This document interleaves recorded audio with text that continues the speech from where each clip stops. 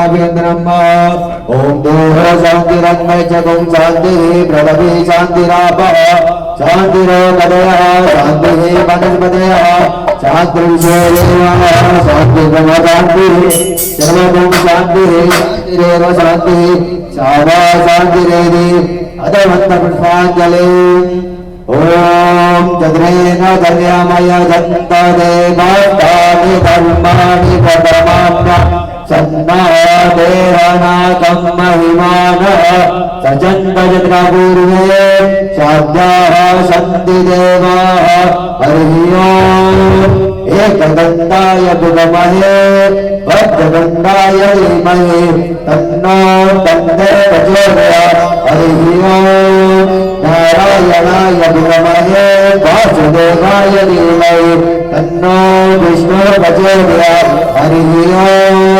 महालक्ष्मी च विद्महे विष्णुपत्न्यै च धीमहि तन्नो लक्ष्मी प्रचोदयात् हरिः ओम् नन्दनन्दनाय विद्महे यशोदानन्दनाय धीमहि तन्नो श्रीकृष्णः प्रचोदयात् श्रीवन्दकालबलचन्दनपादराज्य ओम नागराजकरवेललसारभोस्पद वेदवाक्यवारतलसे दलमार्गै विस्ताम्बूजयामि जगदीश शरणे प्रसीद नानाशरत्नपुष्पाणि यथा कालो भवानि च पुष्पार्णनिर्मया भक्त्वा परमेश्वर सुमन समन्वित समन जन समन यशास्त्रीय पुष्पांजलि अर्पित करो मेरे देव करो सुधार उन्होंने सादर पुष्पांजलि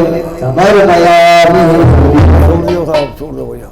सभी अपने अपने स्थान पर विराजमान हो जाइए और पूज्य व्यास जी महाराज से श्रीमद् भागवत कथा का रसास्वादन प्राप्त करें। जय जय श्री राधे। जय ओम गुरुर्ब्रह्मा विष्णु गुरुर्देव महेश्वर गुरु साक्षात् परब्रह्म तस्मै श्री गुरवे नमः। अज्ञानतिमिरान्धं ज्ञानाञ्जनं शलाकयां चक्षुर्मीलितं तस्मै श्री गुरवे नमः। अखण्डानन्दबोधाय संतापहारे सच्चिदानन्दरूपाय तस्मै श्री गुरवे नमः। श्री गुरु भगवान की जय। ओम यं प्रवदन्तमुषेत्मवेद कृत्यं जयपायनोब्रह कातुराजावहं पुत्रेन्द्रस्तम सर्वभूतहृदयमुन्मान्तोऽस्मि शिशुदेव जी महाराज की जय। ओम मनोजवं मारुतुलेगं जितेन्द्रियं मुदमुचावरिष्टं वातात्मजं भानवयुतमोक्षं श्रीरामदूतं संप्रपद्ये। ओलंगम सिंधु सलिलं सलिलं यच्छोकवन्ये जनकात्मजाया तनैव ददामि लङ्कां नमामि प्रार्थयामि हनुमते नमः। ओम आपदाम परतारो दातारो सर्वसंसां लोकाग्रामं श्रीरामं भूयो भूयो नमामि। रामाय रामभद्राय रामचंद्राय श्री रघुनाथाय नाथाय सीताय पते नमः। श्री रामचंद्र भगवान की जय। बोलो शंकर भगवान की जय। श्री राज महाराज की जय। श्री चतुर्भुज भगवान की जय। सत्यनाथन भगवान की जय। भगवान की जय। जय श्री राधे जय जय श्री राधे जय जय श्री राधे।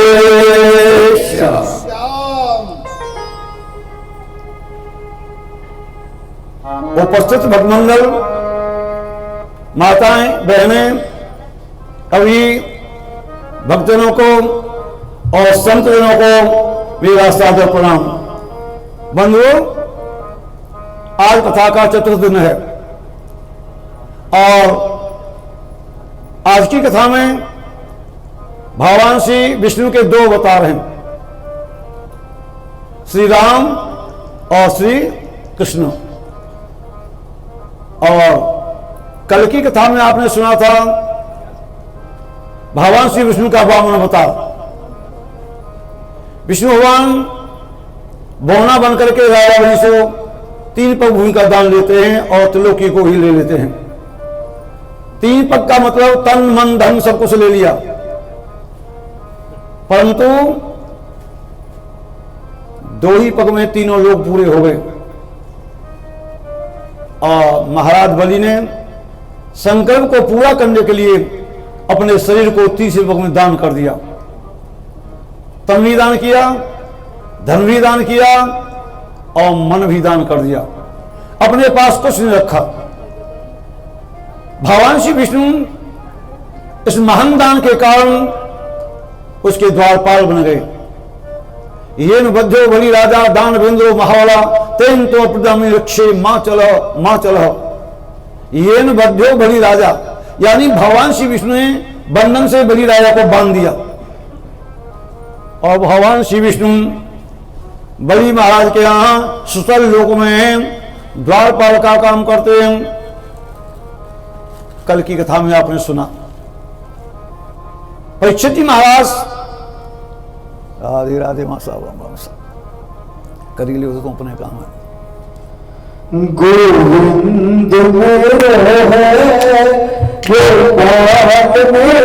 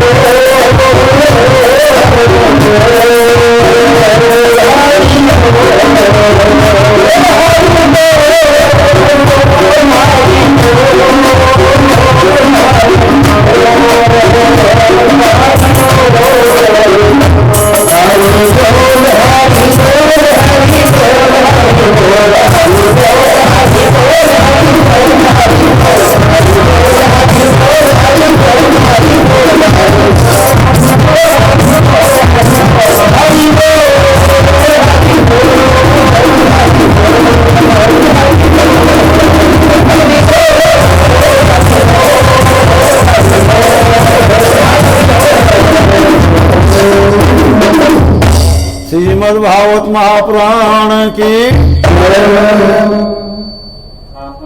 सुखदेव जी महाराज से परीक्षित कहते भवन स्रोत में चामी हरे अद्भुत करुणा मायावतार माध्यम माया मत्स्य विडम्बना। भगवान ठाकुर जी ने मत्स्य का अवतार लिया, मछली का अवतार लिया। कृपा करके ये अवतार कथा मेरे लिए श्रवण कराओ। और कौन से लीला की है? भगवान ने मछली का आकार लेकर के सुदेव कहते हैं परीक्षित सत्य नाम के राजा हैं, सत्यव्रत का नाम है। और कृष्णमाला नदी के किनारे पर वो राजा तर्पण कर रहे हैं। जैसे ही अंजलि में नदी से जल लिया है और अंजलि कहते हैं पस्त को, छोटा सा मछली का बच्चा आ गया। महाराज सतपुत्र ने जल को नदी में ही डाल दिया, इसमें तो मछली का बच्चा है। और जैसे ही राजा ने जल को नदी में उड़ेला है, वो मछली का बच्चा बोल पड़ा, यादव्यो ज्ञात धाव्यो दीनामा दीन वस्त्र कथम संजनी राजन भीता अस्मिन सरिंजल। हे राजन, आपकी शरण में आई हूं, आपने मुझे छोड़ दिया, मेरी रक्षा करो राजन, मेरी रक्षा करो।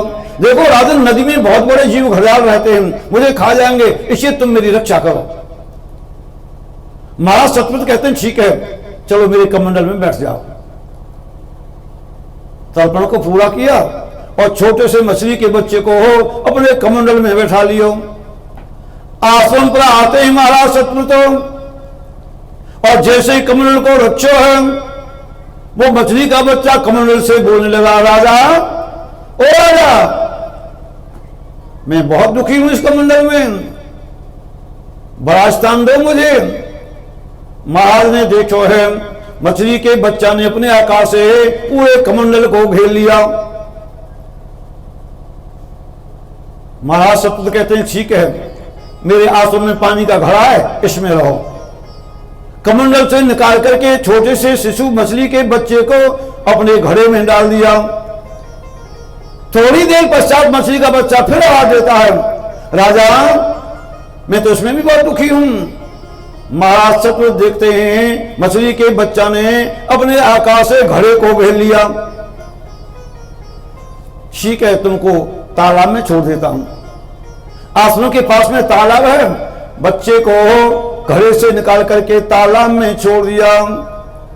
सुखदेव कहते हैं परीक्षित, थोड़ी देर समय के पश्चात वो बच्चा फिर बोलने लगा, राजन मेरा आकार तो तालाब में नहीं आ रहा है, मैं दुखी हूं इसमें।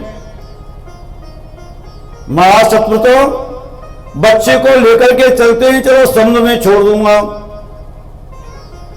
जैसे ही समुद्र में जाकर के मछली के बच्चे को छोड़ो है, वो बच्चा बोलता, राजन तूने बहुत बुरा किया, इससे तो मैं नदी में ही अच्छा था, ये तो समुद्र है, बड़े भयंकर जीव रहते हैं, मुझे खा जाएंगे। महाराज सतपुत्र हाथ जोड़ के प्रार्थना करते हैं, भगवान मछली के रूप में आप कौन हो? थोड़ी थोड़ी देर में आपका आकार इतना बड़ा होता है, आप कोई देवता हो? मेरी परीक्षा ले रहे हो? प्रभु आप कौन हो, मेरे लिए पुनः परिचय दो। मछली का बच्चा बोलता, राजन मैं साक्षात विष्णु हूं, मेरा मत्स्य अवतार हुआ है। ठाकुर जी को जब जैसी आवश्यकता पड़ती है वो वैसे बन जाते हैं, जब जैसी आवश्यकता होती है अपने शरीर को वैसे बना देते हैं। अब मछली के अवतार की आवश्यकता है, यहां देखो राजन आज के 7वें दिन बाद संसार की प्रलय हो जाएगी, तुम मेरे को अपने साथ में लेना, संसार डूब जाएगा, पहाड़ भी डूबने लगेंगे, तो मेरी प्रेरणा से एक नाव आएगी तुम्हारे पास में। और देखो राजन मेरे सिर पर एक सींग होगा, बांस की नाव को लेना, सींग से नाव को मेरे से बांध देना, बांस की रस्सी बना लेना और उस बांस की रस्सी के द्वारा नाव को मेरे सींग से बांध देना, उसी में तुम बैठ जाना और मैं तुमको कथा सुनाता रहूंगा, एक कल्प का समय पूरा हो जाएगा। क्यों? जब सृष्टि की प्रलय होती है, ब्रह्मा जी की आंखें बंद हो जाती हैं, ब्रह्मा जी को नींद आती है, वो वृंदावन बिहारी लाल की जय। ये तो वही गोपाड़ों को बड़े वालों ही। चलो ठीक है, भगवान कृष्ण के जन्म मौसम के लिए लगाया, वो पहले ही स्वीकार कर लिया ठाकुर ने। परीक्षित हैग्रीव नाम का दैत्य आता है और वेदों को चुरा ले जाता है। ब्रह्मा जी को नींद आती है और नींद आने पर दैत्य चारों वेदों को चुरा ले जाता है ब्रह्मा जी से। उस समय उस हयग्रीव नाम के दैत्य का वध करने के लिए यह मेरा अवतार है। भक्तों, सातवें दिन ये लीला होती है। महासतपुत्र ने संसार के संपूर्ण बीजों को इकट्ठा किया, सप्तऋषियों को नाव में बैठा लियो, बासुकीनाथ के द्वारा उसे मछली के सिंग से बांध दियो और ठाकुर जी मत्स्य के वेश में ही राजा के लिए सत्संग करते हैं, प्रवचन करते हैं, कथा सुनाते हैं। ये लीला उस समय तक चलती है जब तक ब्रह्मा जी का दिन नहीं हो जाता है। ब्रह्मा जी की रात्रि होती है तो प्रलय होती है। भाई देखो, प्रलय होती है 4 प्रकार की, आतंतिक, प्राकृतिक, नैमित्तिक और नित्य। और नित्य प्रलय किसे कहते हैं? नित्य प्रलय उसे कहते हैं मैं मर गया, मेरे जान तो प्रलय हो गई, आप मरे जगो कहते हैं ना। और नित्य प्रलय होती है अपने मरने के बाद ही, और नैमित्तिक प्रलय होती है ब्रह्मा जी तक, आतंतिक प्रलय होती है विष्णु तक, एक दूसरे से ऊपर उठते ही चले जाते हैं। बंधुओं, ये प्रलय का समय पूरा होता है, भगवान ने वेदों की रक्षा की है और भगवान ब्रह्मा के लिए फिर वेदों को लौटा के दियो है। इसलिए भगवान श्री विष्णु का अवतार होता मत्स्य का बोलो मत्स्य भगवान की जय। परीक्षित कहते हैं, प्रभु आपने कर्तक की कथा में मुझे स्वाधम मनु के वंश का वर्णन सुनाया था, इससे आगे कौन सा मनु है? परीक्षित स्वाधम मनु के बाद में ये मनु है वैवस्वत मनु। यही महाराज सतव्रत बनते हैं वैवस्वत मनु, जो भी इनकी आपने कथा सुनी है, यही होते हैं पूर्व जन्म में वैवस्वत मनु। और वैवस्वत मनु में ही भगवान श्री राम का प्राकट्य होगा। ये सूर्य का अवतार है। बंधुओं, राजा परीक्षित कहते हैं, प्रभु वैवस्वत मनु में भगवान श्री राम का जब प्राकट्य होगा इसे विस्तार से सुना दो। भूतकाल में जितने राजा हुए हैं वो बताओ, वर्तमान में जो है वो बताओ, आगे भविष्य में होंगे उनके बारे में बताओ। सुखदेव कहते हैं, परीक्षित श्रूयताम च भुंक्ते न विस्तारम कदा सतैरपि। विस्तार से सुनाऊंगा तो ये कथा 100 वर्ष में पूरी होगी। सूर्य का वंश इतना विस्तृत है, इतना बड़ा है, इसे पूरा सुनाऊंगा तो 100 वर्ष का समय लगेगा सुनने में। इसे सूक्ष्म में सुनो ना। श्री सुखदेव जी महाराज परीक्षित जी ये सूर्य वंश की वैवस्वत मनु की कथा सुनाते हैं। राजनम आष्टाम च भूतेतम संतानम च पुरी। एक बात और पहले बताऊंगा आपको, सूर्य के वंश में जो भी बच्चे पैदा होते हैं सब यज्ञ से होते हैं। भगवान श्री राम के कुल में, भगवान श्री राम के वंश में जो पुत्र पैदा होते हैं वो यज्ञ से पैदा होते हैं। और भगवान श्री कृष्ण के वंश में यानी चंद्रमा के वंश में जो विवाह होते हैं वो सब युद्ध से होते हैं। चंद्रमा के वंश में युद्ध होंगे तो विवाह होंगे तो युद्ध से, और सूर्य के वंश में बेटा पैदा होते हैं यज्ञ से। और देखो कितनी कथाएं जो संतान केवल यज्ञ से मिलती है सूर्य वंश में। बोलो श्री रामचंद्र भगवान की जय। परीक्षित, पहले तो ये वैवस्वत मनु संतानहीन थे। संतान की प्राप्ति के लिए यज्ञ की रचना हुई, और यज्ञ करने वाले ब्राह्मण होते हैं 4। चारों ब्राह्मणों का अलग अलग क्रम होता है। होता, उदाता, ब्रह्मा, अधर्वयु। एक ब्राह्मण केवल हवन कराता है, एक ब्राह्मण केवल पूजा कराता है, एक ब्राह्मण केवल संकल्प लेता है, और एक ब्राह्मण यज्ञ की रक्षा करता है। 4 ब्राह्मण होते हैं एक यज्ञ में। यज्ञ का शुभारंभ हो रहा है और रानी ब्राह्मणों के पास में आई, हे ब्राह्मण देवताओं, महाराज तो पुत्र के लिए यज्ञ करते हैं और मैं यज्ञ करती हूं कन्या के लिए।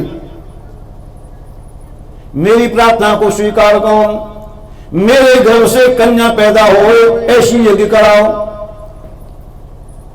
अधर्व नाम के ब्राह्मण हवन करने वाले वो हवन करते तो कन्या के लिए हवन हो रहे हो। होता नाम के ब्राह्मण संकल्प लेते हैं तो संकल्प कन्या के लिए हो रहे हो। बंधुओं, यज्ञ के प्रभाव से समय आने पर रानी से कन्या का जन्म हो गया। महाराज ने पूछा ब्राह्मणों से, यज्ञ पुत्र के लिए करा या कन्या के लिए? ब्राह्मण कहते हैं किसी से गलती होगी महाराज। पूछते हैं ब्राह्मणों से, ब्राह्मण कहते हैं हमारी कोई गलती नहीं है, हमारी कोई भूल नहीं है, महारानी की कृपा थी। रानी जी ने ऐसा ही कहा था, इसलिए कन्या की प्राप्ति हुई महाराज को। राजा अश्वमनु कहते हैं ब्राह्मणों, मेरे लिए पुत्र चाहिए। और सूर्यवंश के गुरु हैं श्री वशिष्ठ जी महाराज। महाराज वशिष्ठ जी से प्रार्थना की है, ये कन्या नहीं, मुझे पुत्र की आवश्यकता है, मुझे बेटा दो।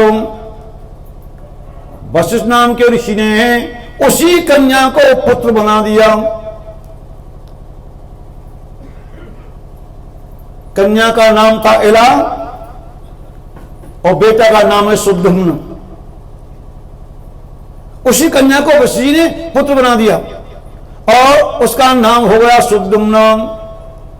सुखदेव कहते हैं परीक्षित, सुद्युम्न नाम का राजकुमार घोड़े पर सवार होकर के जंगल को शिकार के लिए निकल गया।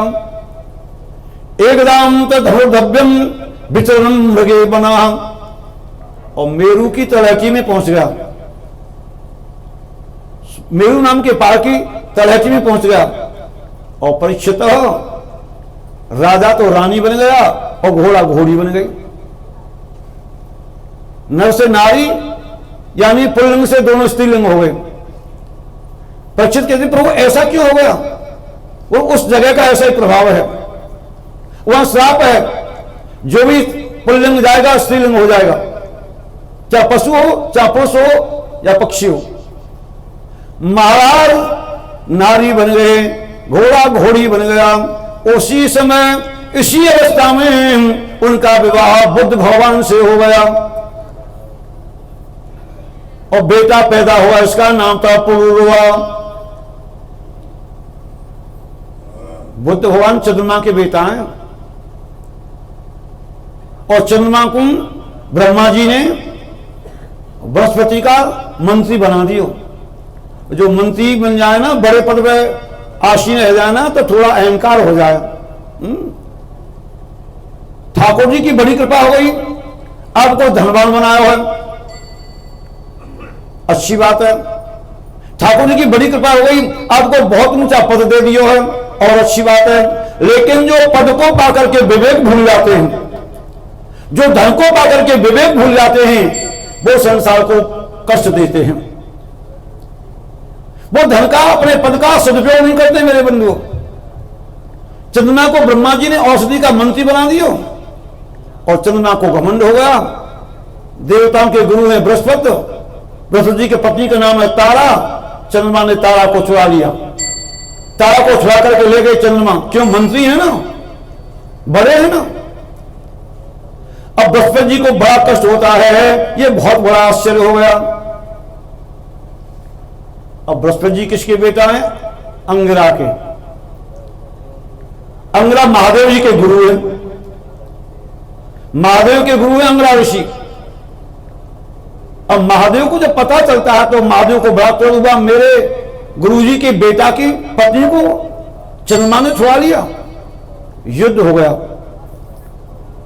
महादेव ने बृहस्पति जी का साथ दिया और मेरे भाई बहन, जो दुष्ट पुरुष होते हैं ना, जो अपनी बुद्धि का प्रयोग भूल जाते हैं ना, वो दुष्ट कर्म करने वाले का साथ देते हैं।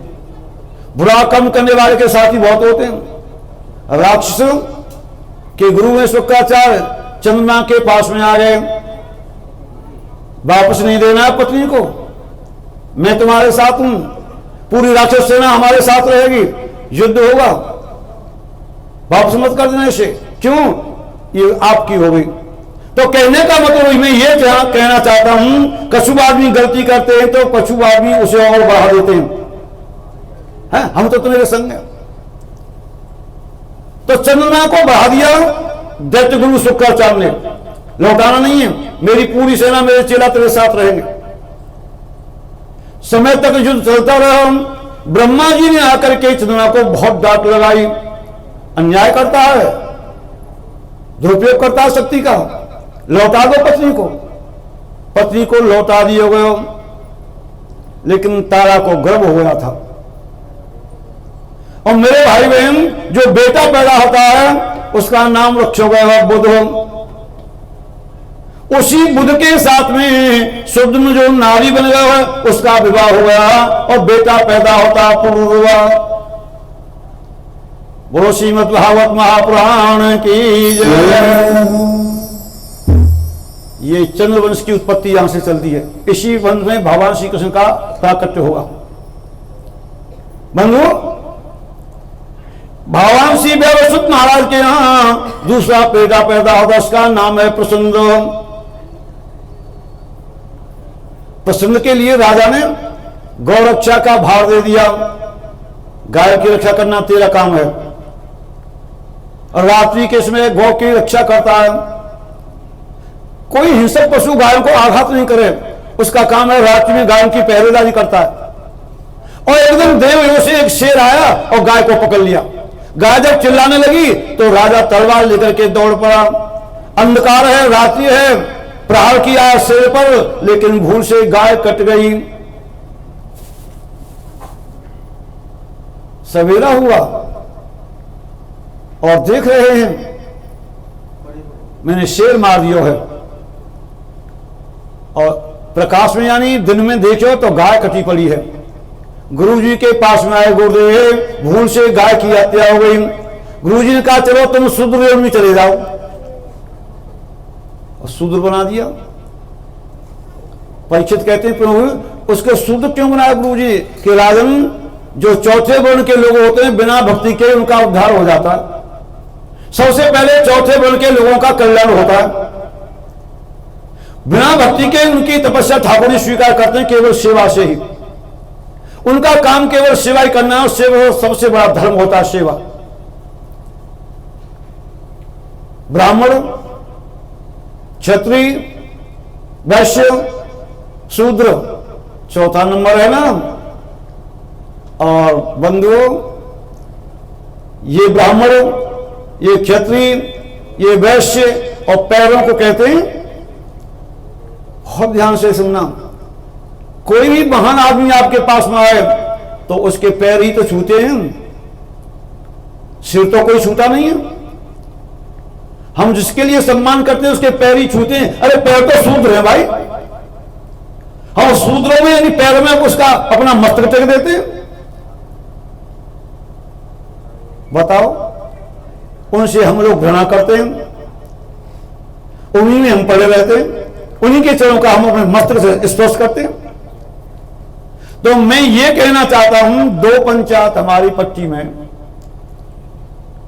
एक पंचायत तो मृतभोज की, उसका तो स्वागत है, अच्छी बात है। लेकिन एक पंचायत है गांव गणपति है जाटव छोड़कर, हत्या करना है, 100 गांव गणपति है लेकिन जाटव छोड़कर, ये हमारी पट्टी की पंचायत जिन कब से चली आ रही है। ये तो अच्छा नहीं है भाई। बताओ, आप ही बताओ, ये अच्छी बात है क्या? वो हमारे भाई नहीं है क्या? हमारे समाज का सहयोग नहीं करते? इसलिए ये भेदभाव अच्छी बात नहीं है। भगवान श्री कृष्ण तो पत्थर उठाते हैं पांडवों की यज्ञ में। पांडवों की यज्ञ में जगतपति हैं, सबके स्वामी हैं, भगवान श्री कृष्ण केवल पत्थर उठाने का काम स्वीकार करते हैं। क्या वो छोटे हैं? और यज्ञ में सभी लोग आए थे, संसार के सभी लोग आए यज्ञ में, और ठाकुर जी पत्थर उठाते हैं उनकी। यही तो केवल एक कारण है कि पत्थर कौन उठाएगा। और आपने देखा होगा हमारे गांव के मैनेजर साहब किरण सिंह जी सबसे पहले पत्थर ही उठाव करे, उठावे कि नहीं? बोलो श्री वृंदावन बिहारी लाल की जय। उसका कल्याण होने के कारण उसे सूर्य योनि में डाल दिया। परिचित हो, देखो भैया गलत बोल रहे हो तो माफ कर दियो, जैसे तुम्हें दिखे उचित वैसे करियो, कोई बात ना है।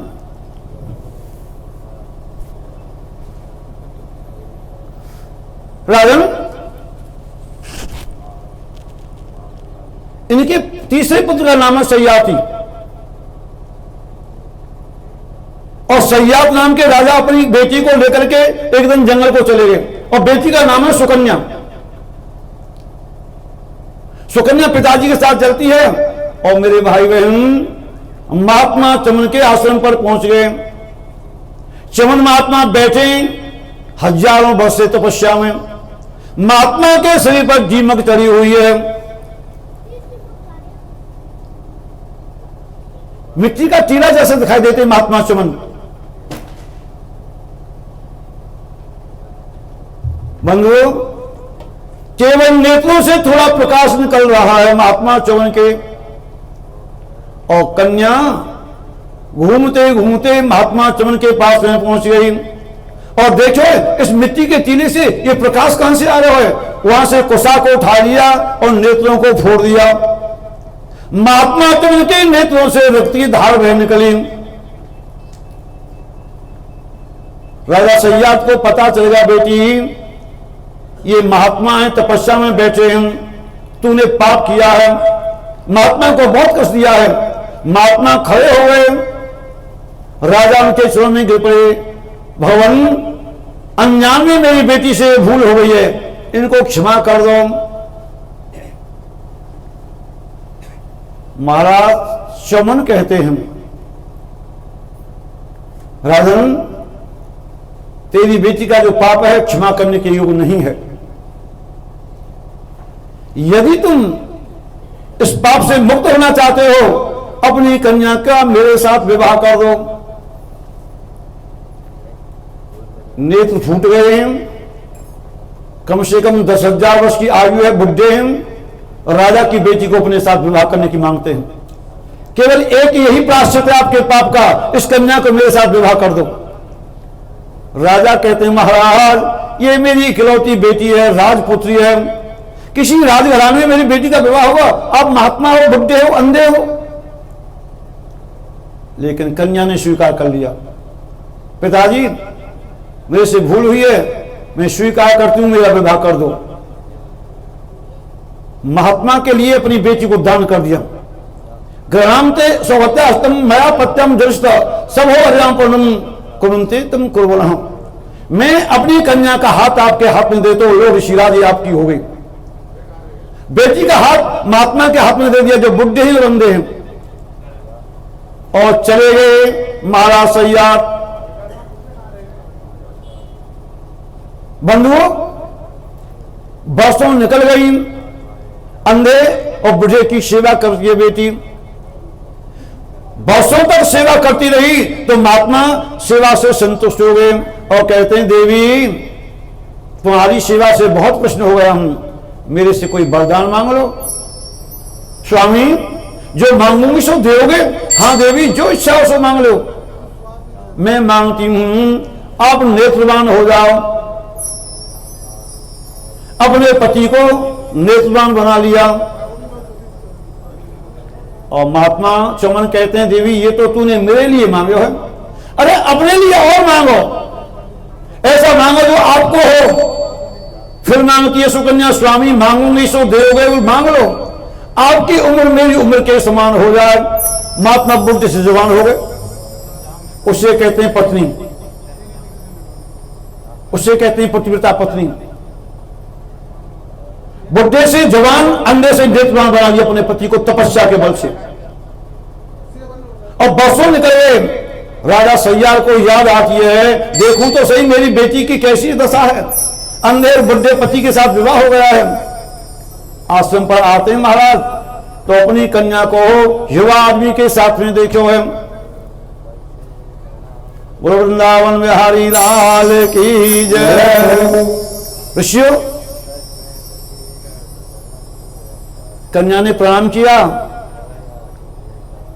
तो पिताजी ने प्रणाम को स्वीकार नहीं किया कि तूने मेरे कुल को कलंकित कर दिया, तू पापनी है, अपने पति को छोड़ करके जाल पुरुष का सेवन करती है, कौन है वो आदमी तेरे साथ में, बताओ।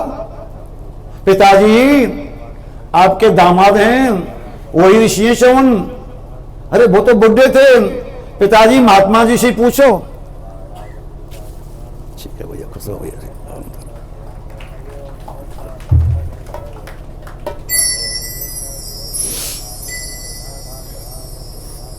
नहीं चाहते ये सेवाएं तुम्हारी। अच्छा मेरी, बहुत बढ़िया, सब ठीक है भैया।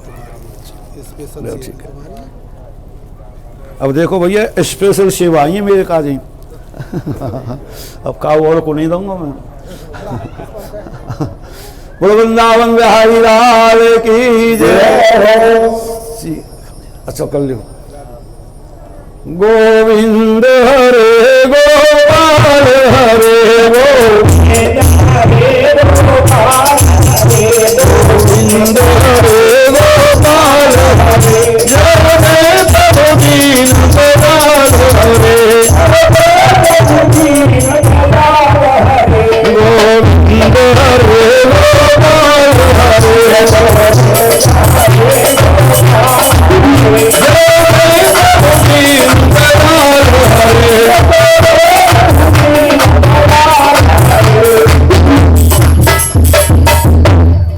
वृंदावन बिहारी लाल की जय हो। एक एक शिव रोज खाऊंगा तो कम से कम क्या नाम है जान लखनलाल, बहुत बहुत धन्यवाद। जय हो। परीक्षित इसी वंश में आगे चल करके राजा होते अम्बरीश। अम्बरीश महाराज एकादशी व्रत करते हैं। एकादशी व्रत के प्रभाव से महान शक्ति प्राप्त होती है तपस्या की। और एकादशी व्रतों को जहां तक हो सब कोई करना चाहिए। एकादशी व्रतों सभी भाई बहनों को करना ही चाहिए। अरे 15 दिन के बाद एक दिन अन्न नहीं खाओगे तो शरीर को भी लाभ मिलेगा, मशीन को भी आराम मिलेगा। इसलिए एकादशी व्रत करना चाहिए। अब महाराज अम्बरीश तो एकादशी व्रत करते हैं वर्षों से, और दोनों राजा रानी करते हैं। और कुछ समय के पश्चात महाराज यमुना के किनारे पर एकादशी व्रत का उद्यापन कर रहे हैं। एकादशी व्रत पूरा हो गया, द्वादशी आ गई, और द्वादशी में भंडारा चल रहा है। बहुत से लोगों के लिए भोजन सामग्री तैयार की गई है। उसी समय जैसे ही भोजन की तैयारी होती है, महात्मा दुर्वासा आ गए। इनके पास में 10,000 शिष्य हैं। अम्बरीश महाराज बड़े प्रश्न होते हैं, आओ महाराज स्वागत है, प्रसाद पाओ महाराज, मैं धन्य हो गया आप मेरे यज्ञ में आए हो, प्रसाद पाओ ना महाराज। महात्मा दुर्वासा कहते हैं, राजन आपको पता नहीं है, 10,000 चेला मेरे साथ में हैं, व्यवस्था बना लो, अपनी व्यवस्था को सुधार लो और हम यमुना में स्नान कर लें। महात्मा दुर्वासा जी यमुना में स्नान कर रहे हैं और द्वादशी निकलने को जा रही है। एकादशी का उद्यापन द्वादशी में होता है। अम्बरीश नाम के राजा ब्राह्मणों से पूछते हैं, प्रभु क्या करूं, महात्मा को निमंत्रण दिया है, वो आ नहीं रहे हैं, द्वादशी बीतने को जा रही है, मैं पारण करूं या नहीं करूं। गुरुजी कहते हैं, राजन थोड़ी देर इंतजार और करो, अभी तो शेष है कुछ समय। वो समय भी पूरा होने को जाता है। गुरुदेव क्या करें? तो गुरुजी कहते हैं, कोई बात नहीं है, हथेली पर पानी लो, जितना हथेली पा जाओ पी जाओ, पारण हो जाएगा। महात्मा को भोजन करा लें, फिर भोजन कर लेना। जैसे ही अम्बरीश महाराज ने अपने हथेली पर जल लिया और पान किया, दुर्वासा आ गए, राजन मुझे निमंत्रण दिया भोजन का और मेरे से भोजन तूने स्वयं कर लिया, मैं तुझे श्राप देता हूं, तूने मेरा अपमान किया है। नहीं महात्मा जी, भोजन नहीं किया है, केवल थोड़ा सा जल पिया है। केवल इसीलिए कि व्रत का पालन हो जाएगा जल के माध्यम से। नहीं, तूने मेरा अपमान किया है। महात्मा दुर्वासा ने अपने सिर से जटा को खाड़ करके जमीन पर डाल दिया। भयंकर कृत्या पैदा हो गई। जाओ अमरीश को मार डालो। वो दुर्वासा की शक्ति अमरीश की तरफ चलती है। महाराज अमरीश दोनों हाथ जोड़ करके खड़े हो गए और भगवान श्री विष्णु का चिंतन करते हैं। सुखदेव कहते हैं, परीक्षित भगवान श्री विष्णु ने सुदर्शन चक्र को छोड़ दिया। सुदर्शन चक्र ने उस कृत्या को गोविंदाय नमो नमः उसे समाप्त कर दिया, लेकिन चक्र का क्रोध शांत नहीं हुआ। वो दुर्वासा की तरफ चल पड़ा।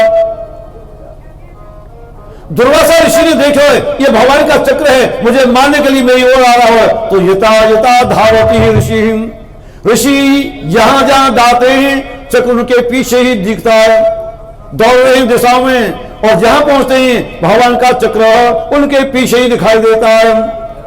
शिवम शंकरम ईशानम द्वादशावतारम, भगवान शंकर के आश्रम में पहुंचते हैं। मेरी रक्षा करो, मेरी रक्षा करो। महादेव कहते हैं, बाबा यहां से चले जाओ, आपके साथ में हम भी मर जाएंगे।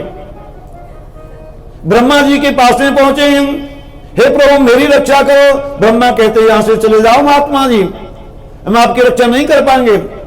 सुखदेव कहते हैं, राजन जहां जहां जाते हैं कोई शरण नहीं देता है महात्मा दुर्वासा को। सुखदेव जी कहते हैं, राजन जहां जाते हैं वही भय। चक्र उनके पीछे भगवान श्री विष्णु की शरण में पहुंच गए दुर्वासा। प्रभु मेरी रक्षा करो।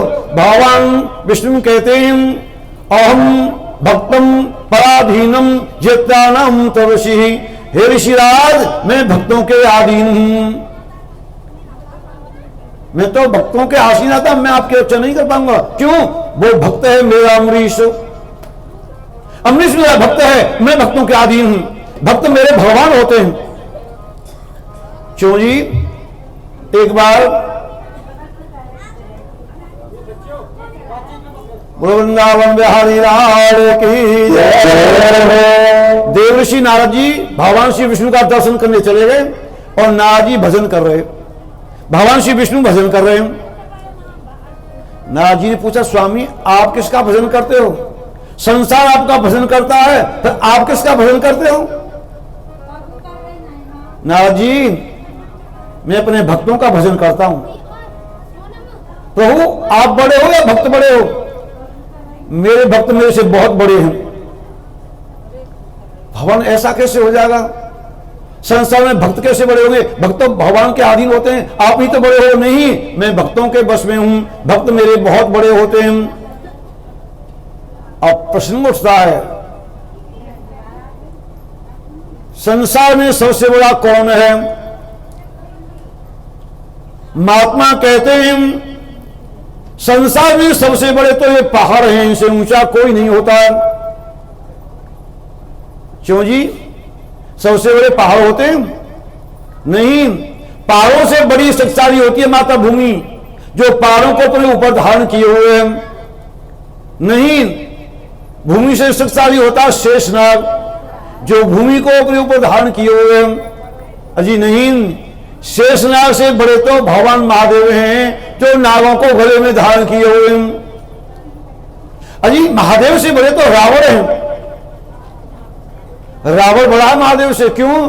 कि कैलाश पर महादेव बैठे हैं और कैलाश को उठा लिया रावण ने। रावण से बड़ा है बाली, अपनी कांख में दबा लिया रावण को। बाली से बड़े श्री राम, बाली को मार दिया राम ने।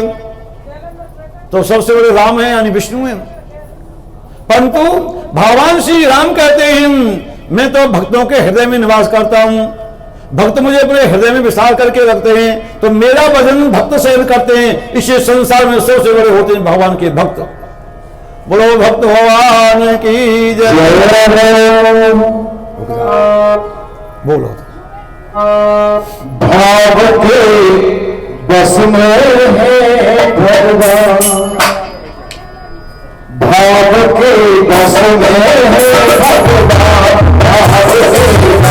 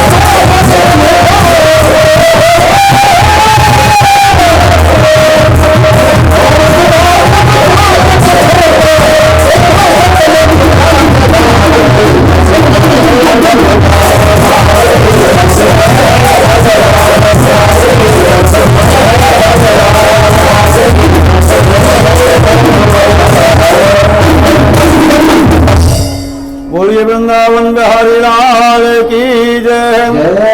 एक निवेदन करूं कि पुरुष बंधु थोड़ा इधर और आ जाएं तो माताओं को थोड़ी जगह मिल जाए। थोड़ा इधर आ जाओ भैया, यहाँ जगह बहुत कम पड़ गई, पीछे तक चली जाओ भैया।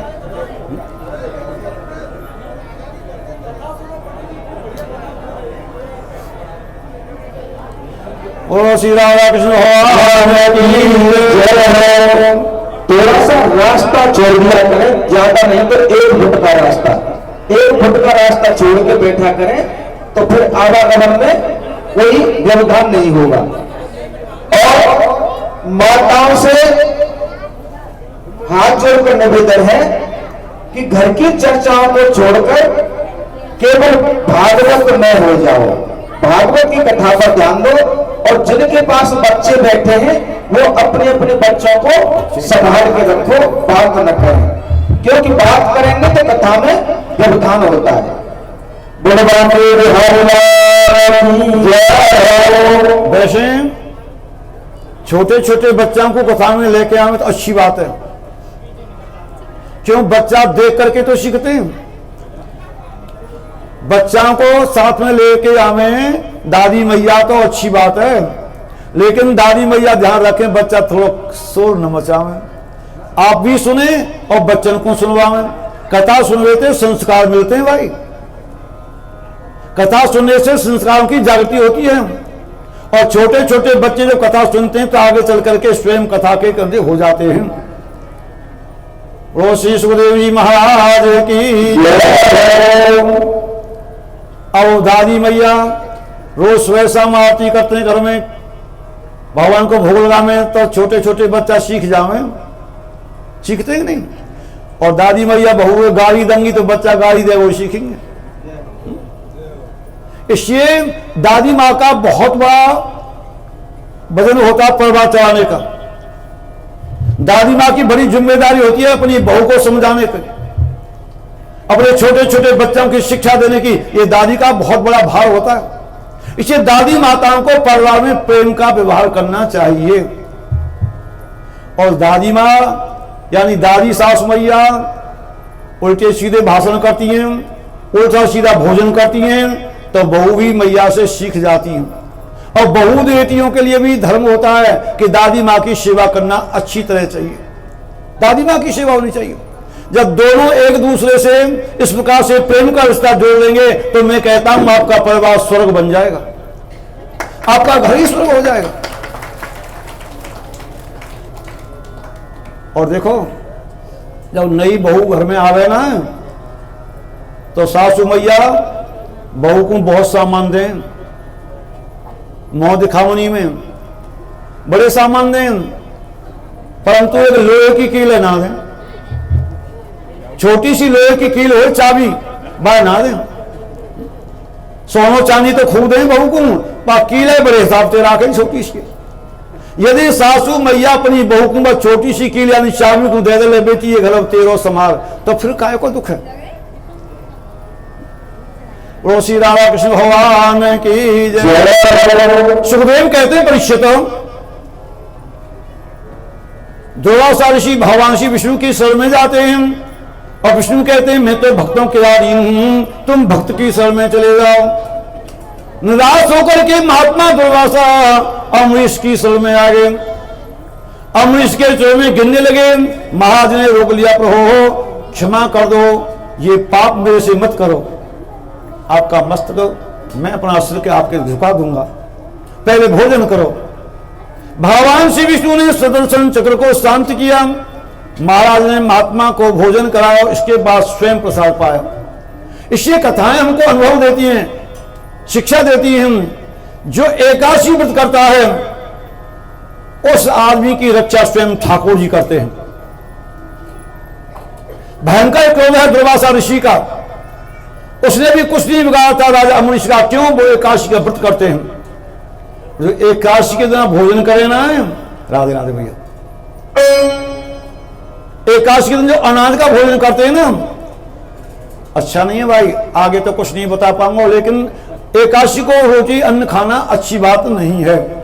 जहां तक हो सबको हिंदू धर्म में एकादशी व्रत का पालन करना चाहिए। श्री सुखदेव जी कहते हैं परीक्षित, इसी वंश में राजा होते हैं बाहुक और शत्रुनाम शैन संवर्तम जिला संविलियत। राजा बाहुक के शत्रु ने राज को छीन लिया और बाहुक नाम के राजा रानी के सहित जंगल में चले गए, कई रानियों के साथ में। मेरे बंधुओं, महात्मा औरव का आश्रम है, आश्रम पर जाकर के निवास करते हैं राजा। महात्मा औरव के आश्रम में ही रानी को गर्व होता है। अन्य रानी जो साथ में है उनको पीड़ा होने लगी कि देखो अब तो इसके बेटा होगा और यही राजा को प्रिय हो जाएगी। बाकी की रानियों ने गर्भवती रानी को जहर दे दिया, ये गर्भ का बच्चा जहर से मर जाएगा।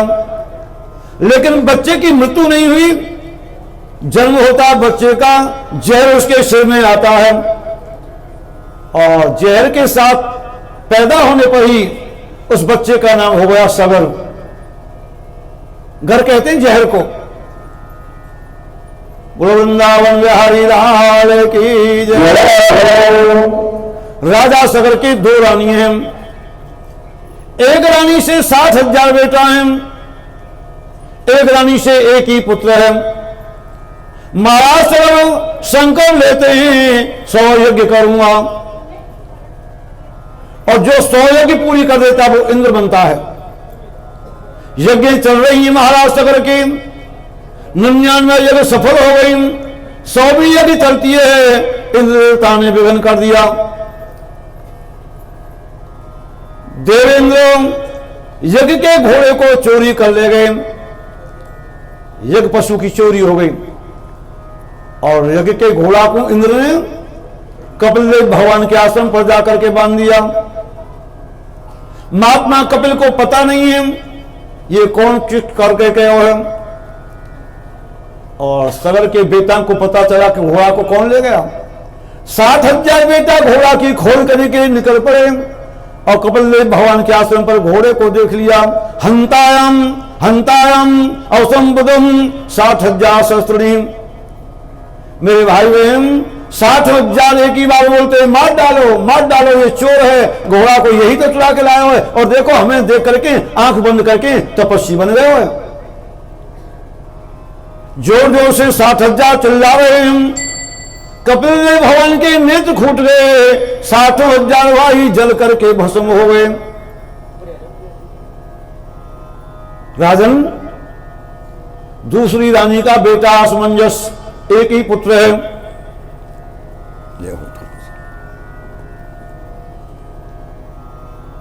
वो घोड़े की खोज करने के लिए निकल पड़ा और देखते हुए भगवान कपिल देव के आश्रम पर घोड़ा बंधे हुए हैं। महाराज के चरण में अपने मस्तक को टेक दिया, क्षमा कर दो प्रभु, ये एक पशु आपके पास कैसे आ गए? ये तो मेरे पिताजी के यज्ञ का घोड़ा है, ले जाओ राजकुमार।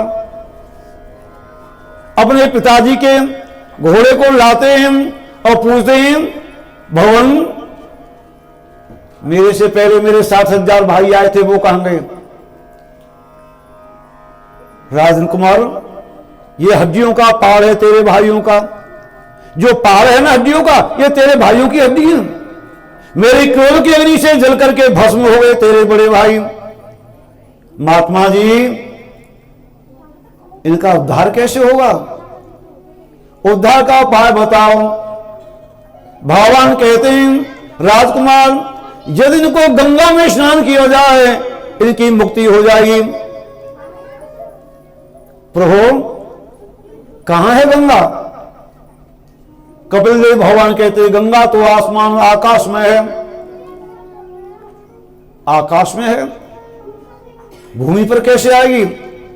तपस्या करने से आएगी। बेटा ने गंगा को जमीन पर लाने के लिए तपस्या की, शरीर पूरा हो गया, गंगा माता नहीं आ पाई। पीढ़ी दर पीढ़ी तपस्या करते हैं, चौथी पीढ़ी पर बेटा होता भागीरथ, तपस्या करता गंगा मां के लिए। गंगा मां प्रश्न होती है, आकाशवाणी होती है, राजकुमार मैं मिट्टी पृथ्वी लोक में आ जाऊंगी, परंतु जमीन में समा जाऊंगी, रसातल को चली जाऊंगी। ये माता भूमि मेरे बेग को सहन नहीं कर पाएगी। तो माता आपका बेग सहन कौन करेगा? गंगा मां कहती है, महादेव। यदि महादेव ये स्वीकार कर लें तो मैं उनके सिर पर उतर जाऊंगी, फिर भूमि पर नीचे उतर जाऊंगी। और महादेव भगवान की तपस्या होती है। भगवान शंकर को संतुष्ट किया। महादेव कहते हैं, माता को आने दो, मैं सिर पर धारण कर लूंगा। माता गंगा स्वर्ग से नीचे गिरती है, महादेव के जटाओं में उलझ गई। गंगा मैया का अहंकार टूट गया। मां को अहंकार था मुझे वजन को कौन सहन कर पाएगा, महादेव की जरा में उड़ जाएगी गंगा मैया। फिर भगत महादेव से प्रार्थना करते हैं प्रभु मां को बाहर निकाल दो ना। एक ही जटा से महादेव ने मां गंगा को जमीन पर छोड़ दिया। भागीरथ आगे आगे चलते हैं, गंगा मां पीछे चलती है, वहां ले जाते हैं जहां हड्डियों के ढेर पड़े हैं पूर्वजों के। सुखदेव कहते हैं परीक्षित रास्ते में एक महात्मा का आश्रम पर गए हम जिसका नाम है जन्युम। जैसे ही गंगा मां उनके आश्रम पर आती है पूरी गंगा को